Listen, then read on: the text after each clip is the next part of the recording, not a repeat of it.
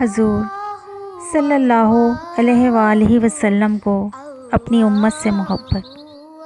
سلطان دو جہان دستگیر بے کساں صلی اللہ علیہ وآلہ وسلم کو اپنی امت سے جو محبت ہے وہ آپ صلی اللہ علیہ وآلہ وسلم کے برتاؤ سے ظاہر ہے۔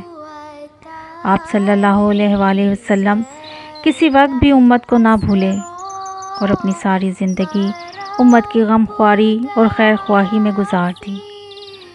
رات دن امت کے غم میں بے چین رہے، یہاں تک کہ اللہ تعالیٰ سے دعا فرمائی کہ اے اللہ میرے رب، میں بھی آدمی ہوں، مجھ کو بھی آدمی ہونے کی وجہ سے غصہ آ جاتا ہے۔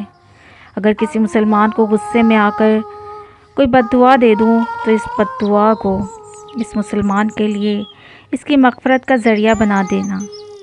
جب آپ صلی اللہ علیہ وآلہ وسلم طائف میں تشریف لے گئے اور وہاں کے لوگوں کو اللہ تعالیٰ کی طرف بلایا تو لوگوں نے آپ صلی اللہ علیہ وآلہ وسلم کا کہنا نہ مانا، بلکہ آپ صلی اللہ علیہ وآلہ وسلم کو سخت تکلیف دی۔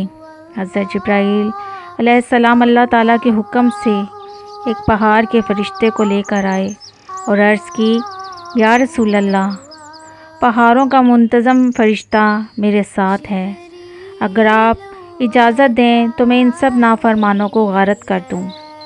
آپ صلی اللہ علیہ وآلہ وسلم کے حکم کے ہوتے ہی یہ فرشتہ پہاڑ کو اٹھا کر ان لوگوں پر ڈال دے گا۔ آپ صلی اللہ علیہ وآلہ وسلم نے فرمایا، میں ان کو غارت کرنے کے لیے نہیں آیا، بلکہ میں اللہ تعالیٰ سے امید رکھتا ہوں کہ وہ اپنی مہربانی سے ان کی نسلوں میں سے ایسے لوگ پیدا کر دے جو اللہ تعالیٰ کی تابع داری کریں۔ سبحان اللہ۔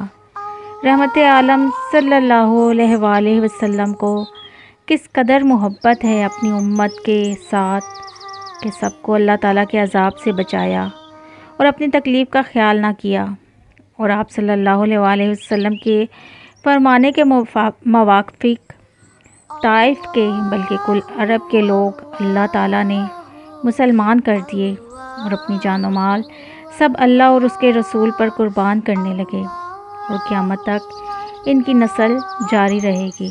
سبحان اللہ۔